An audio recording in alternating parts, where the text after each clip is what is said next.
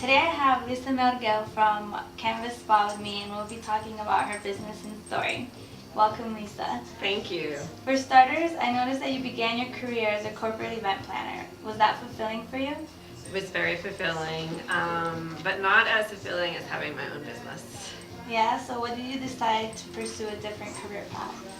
I actually thought about it. I was living in Southern California and I loved my esthetician. I would go for facials once a month. And she always seemed so happy and always in a great mood. And I thought, wow, I could really do this. So that was, I believe, 1998, 99. And I always knew I wanted to have my own business way back in college. I thought that, but I just never knew what it would be. And then after just loving my esthetician, I thought, wow, I could open a spa. I could do this. And then it wasn't until I was living in New York and September 11th happened. And shortly before that, I started thinking about beauty school. And then after that happened, I decided to leave the corporate world and go back to beauty school.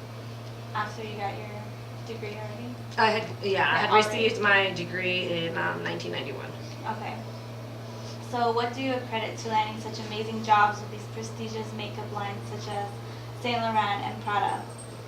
Like, what advice would you give to freelance makeup artists such as myself to get there? Oh, to get there. Well, it's all about networking, really, and doing a great job. But I was actually able to contract with great makeup lines and skincare lines by proving myself and doing a good job, and it became word of mouth at Barney's and Henry Bendel and Bergdorf Goodman. You met them in New York? Yes, I was working in New York at those stores, and I started with one skincare line doing facials, and then the word spread, and I started contracting with many. Wow, that's great. So what initially inspired you to launch your own business? Besides your esthetician? Well, my esthetician for sure. But I always thought that back in college too, that ultimately I would have my own business and work for myself. Mm-hmm. I love to work, and I always thought, well, if I was going to work this hard, it'd be best to work for myself. So after having many years of corporate experience, I decided that it was time to branch out and figure something out for myself. So what kind of time, money, and planning was required before you decided to open up your own business? Well, I got my esthetician's license in 2003. I went back to beauty school in 2002. And then I worked on it for approximately 5 years. My business plan, getting experience in the field, meeting people, networking, taking more classes after beauty school, going to different spa shows. So about 5 years of working in the industry, working on a business plan, and figuring out where I was going to get funding. Yeah. So how much money did it require you before you started to start? I don't even know. It was a ton of money. Yeah. Did you take out like loans or did? I actually had someone that invested in the business, and then after 2 years, I actually bought him out and paid him off, and so then I became 100% owner. That's great. So do you plan on expanding and opening up more stores in Florida or in any other states? Florida, yes. Yeah. We are working on that. Hopefully in the next 2 years we will have another location, and we're just looking at multiple cities, maybe closer to the water. Yeah, sounds good. So what kind of expansion strategy would you put in place? Well, first I need to have this operating the way we want to, with a strong management team that we could actually have come to the new location, but also feel comfortable if we are off-site that this store is running strongly. So that would be the first thing, and that's what we're working on now, to make sure we have a very strong management team. So how did you go about finding a location for your business? Much research. It was between here and Charlotte, North Carolina, and working on demographics, getting magazines for the area. I knew people in both cities, so contacting them, visiting them multiple times, meeting with real estate agents and traveling and doing all you need to do. Sitting in front of the location and checking it out. This is our second location in Tallahassee. We were up the street for 5 years, and it was actually before Midtown really existed as Midtown. And a couple of real estate agents thought I was absolutely crazy picking that location, but I was I think this location fortunate. is great. Yes. And Midtown actually grew, and yes. Yeah. So how did you obtain your startup capital? Even though we kind of touched on that. Through investments and my family and money I had saved. Okay, so how, what, and when, where do you advertise and promote your business? Okay, so yeah, I'm sorry. You have so much love. I'm sorry. It's okay. Advertise and promote. We Yeah. advertise in Tallahassee Woman magazine. We do a bunch of sponsorships for different charities and nonprofit organizations. Okay, down. Sorry. And guerrilla marketing. I mean, we'll go out to the different hotels and give them spa menus and samples. We do events here at the store. We have a bra event coming up on October 16th. So in-house events and different things, throughout the community. Okay. So what are the licensing requirements for a business such as Canvas? Licensing, each technician, meaning nails, massage, estheticians, body wrappers, they all need to be licensed. And then the establishment is licensed for appearance enhancement through the Department of Business and Professional Regulations, and then the Department of Health monitors massage. What kind of day-to-day things do you have to do? Like, if you would describe your ideal day. Well, the number one thing is greeting and servicing the customer. That could be in person or over the phone. And that is retail and services. Me personally, I do many other facials, so I have hands-on besides being out in the retail and selling. Good. Yes.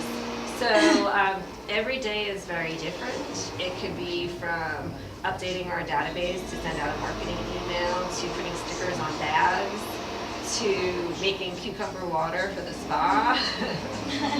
So every day is very, very, very different. Okay, so how has owning your own business affected your personal life? It has made it better. I actually met my soon-to-be husband. He owned a furniture store, and so he helps me with all the different aspects of this business. Oh, he still has his furniture store? No, he actually does not. He So just now he's supports you Canvas. fully. He is Canvas with me. How did you guys meet? By walking into his furniture store looking for furniture. Yes, probably Were turning you around. Yeah, and I never bought anything. That's great. Yes. What is the worst experience you have experienced while operating this business? I really haven't had any bad experiences. You It look actually happy. really has been a wonderful, wonderful experience. It's a lot of work, but you need to know going into having your own business that it's going to be a lot of work. Okay. But it's worth it, right? It's worth it. How do you accumulate and evaluate feedback from your clients? Actually, clients tell me pretty much face to face. I mean, they'll see me, and if something isn't, their service isn't where they think they should be, or something, they will tell me directly. During an interview with an applicant to work for you, what is the most important question you ask them, and what answers do you look for? Well, they need to understand retail, so one of the most important questions is what needs to be done to keep the doors open, have the business grow, and be successful. And if you understand retail, you understand the different things that It's my major. that entails.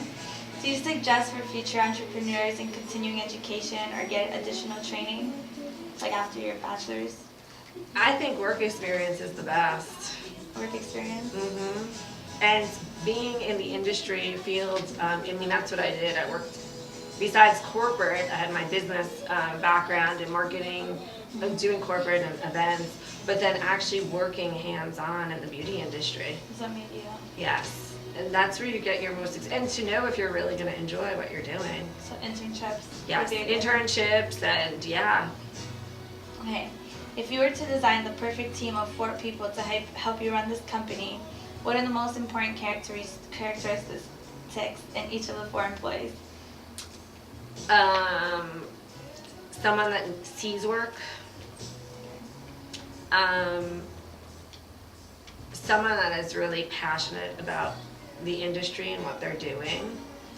Of course, honesty and all those things that are very important. But in business, I'm trying to think. There's one more. Passion and someone seeing work, and for me, detail oriented. Yeah. How can you tell if someone's passionate, truly? Oh, I just think talking with You can someone, you can tell. What kind of things do you do to ensure quality control? Inspect. Okay. What qualities and characteristics do you personally think an entrepreneur like yourself needs to be successful? Again, detail-oriented. Detail-oriented, but being able to see the big picture too. I think you have to have the ability to do both, to have your own business, and to understand that it takes a ton of work to do Someone it. who's ready. It's ready, yes, to work hard and give 1,000%. Yeah. Okay, so 2 more questions left. What companies or industries do you think I should target once I graduate to be in the business kind of like this? Oh, in the beauty industry? Yeah, the beauty industry. Oh, there are so many. I mean, you could go to a small independent makeup line or skincare line and get great experience. They'll teach you hands-on. Like Natura Bissay is privately owned. They're out of Texas, but their corporate office, U.S. corporate office, is in Texas. But their main headquarters is in Spain. It's a Spanish line, and that's a skincare line. They are awesome. Okay. So, and I think that would be incredible experience. So smaller beauty brands? I think smaller, just like having a boutique, a private business, because you have to wear multiple hats. You're multitasking. You're learning every aspect of the business because you just don't. That's in a small business, that's how it is.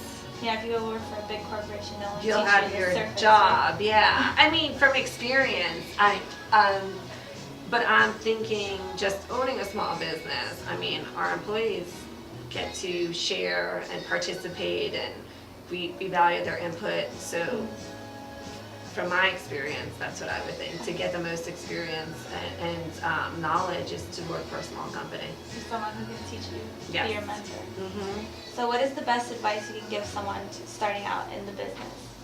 Starting out in the business. Like a business, your own company. Oh, their own company. Yeah. Oh, to be prepared. Be prepared in Be what way? prepared to work. I mean, really be prepared to work. And hopefully they love what they're doing and they love every minute of it. But it's, all I could say is it's a ton of work. You don't think financials have anything to do with starting your own business? Well, you have to have some Yeah. money to start a business, but it also takes blood, sweat, and tears. Yeah. That's what, Yeah. I mean, the person really needs to realize. I mean, you're working pretty much 24/7 when you open a business. And you continue to work like that. Most people do. Do you still work that much? I do. Yeah. I do. But you still have time for your husband. Oh, I do. Yes, I do. I do. So You have to make the time, definitely. But you love it anyway. I love it. I absolutely love it. It takes a lot, but I love what I do. Okay, well, So- thank you so much. for You are talking with me. welcome. Thank I you. appreciate it.